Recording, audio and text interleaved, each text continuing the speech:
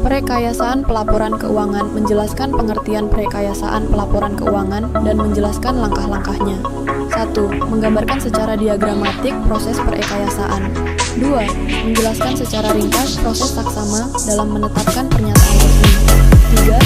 Menggambarkan menjelaskan informasi semantik akuntansi. 4. Mendefinisi rerangka konseptual dan menyebutkan komponen-komponen dan manfaatnya.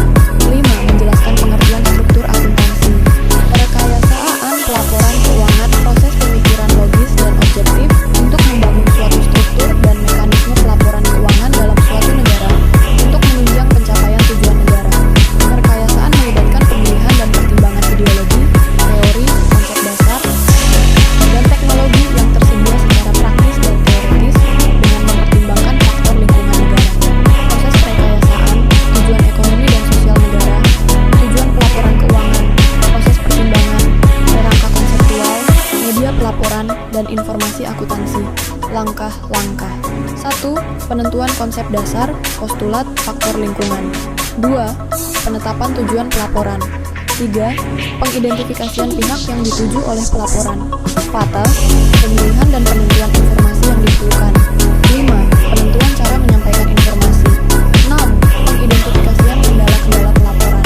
7. Penyusunan dokumen resmi dalam bentuk pernyataan konsep. 8.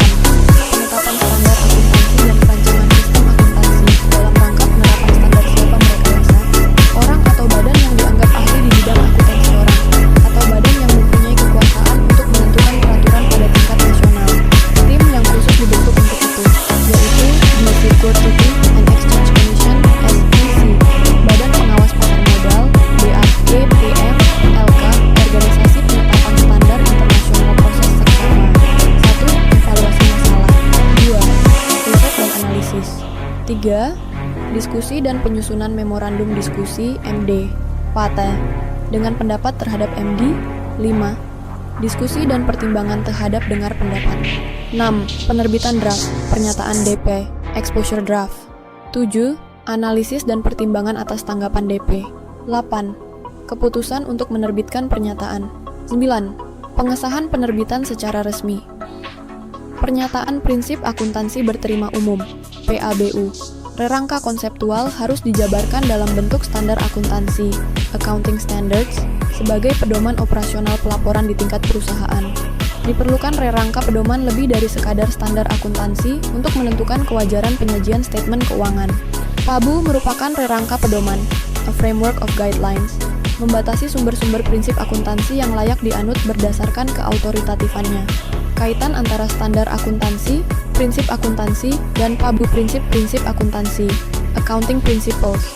Semua konsep, ketentuan, prosedur, metode, teknik yang tersedia secara teoretis atau praktis dipilih oleh penyaji statement keuangan, yaitu prinsip akuntansi berterima umum, terutama standar akuntansi, ketentuan praktik yang tidak diatur dalam standar akuntansi, termasuk peraturan pemerintah atau badan lain, kebiasaan, dan konvensi.